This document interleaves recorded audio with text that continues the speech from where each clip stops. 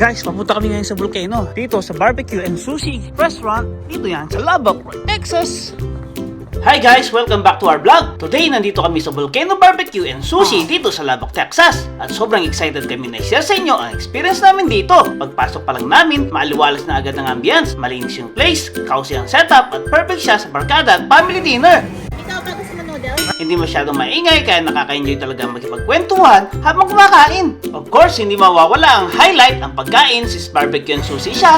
Best of both worlds talaga. Yung sushi nila fresh na fresh. Kita mo pa lang ng presentation, panalo na. Tinry namin yung iba't ibang uri ng rolls at sobrang sulit. Hindi tinitipid ng ingredients. At ang sarap na combination ng mga flavors. Tapos yung barbecue nila, grabe, malasa, juicy at perfectly cooked. Ganda mo talaga ang mga smoky flavor. May iba't ibang options kaya mapipili mo talaga yung treat mong meat. Perfect siya, lalo na kung mahilig ka sa mga grilled foods.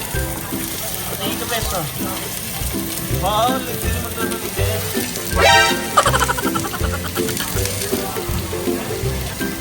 so, ito yung chicken recipe.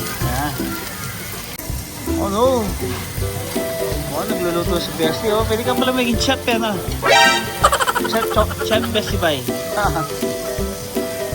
Ang isa sa mga nagustuhan namin dito ay ang mabilis na service, mabait yung mga staff at very accommodating. Hindi kami nahirapan mag-order at very helpful sila sa pag-explain ng mga menu.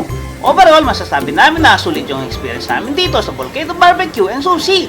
Masarap ang food, maganda ang ambience, at okay ang service, kaya babalik-balikan talaga. Wow! Oh, nani. Sabihin mo, yes. It's approved.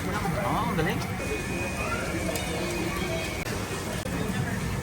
If ever na mapunta kayo dito sa Lubbock, Texas, make sure to check this place out. That is for today's vlog. Don't forget to like, comment, and subscribe for more food trips. See you on our next one.